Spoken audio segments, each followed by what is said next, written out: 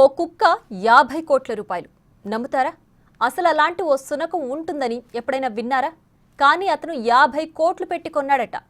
ఆ మాట అలా బయటకు అన్నాడో లేదో ఈడీ ఎంటర్ అయిపోయింది. చినికి చినికి గాలివాన్లా మారి ఆ సునకం ఓనర్కు చుక్కలు కనిపిస్తున్నాయి.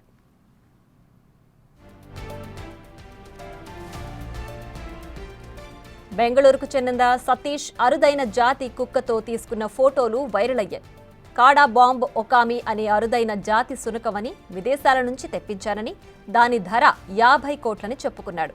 ఈ కొనుగోలు వెనక హవాలా లావాదేవీలు జరిగుండొచ్చని ఈడీకి ఫిర్యాదులందాయి.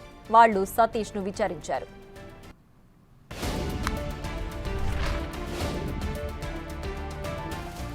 సతీష్ అరుదైన జంతువుల పెంపకం బిజినెస్ చేస్తుంటాడు. తన వద్ద ఉన్న కాకేసియన్ షెపర్డ్ అనే అరుదైన సంకర జాతి కుక్కను ఫిబ్రవరిలో ఒక బ్రోకర్ ద్వారా కొన్నానని చెప్పాడు. ప్రపంచంలోనే అత్యంత అరుదైన కుక్కగా చెప్పే ఒకామి కేవలం 8 నెలల వయస్సు, 75 కిలోల బరువు, 30 అంగుళాల ఎత్తు ఉంది.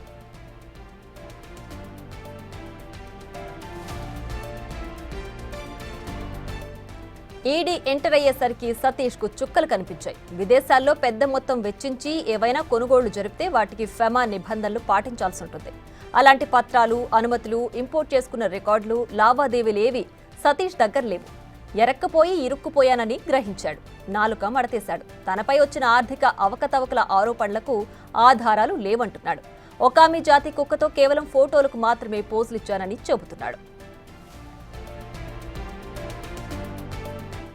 ఇది కేవలం ప్రచార స్టంట్ మాత్రమే అయ్యుండొచ్చనే వాదన కూడా ఉంది. వైరల్ అవ్వడం కోసం కొందరు ఇలాంటి స్టంట్స్ చేస్తారనేది కూడా వాస్తవమే. మరి ఈ ఫోటోల్లోని కుక్క ఎవరిది? దాని ట్యాగ్ ధర నిజమేనా? ఇంత కవరేజ్ ఎలా వచ్చింది? ఈడీ విచారణలో అక్రమాలేమైనా తేలాయా? ఇలాంటి సందేహాలకు స్పష్టమైన సమాధానాలు దొరకాల్సిందే.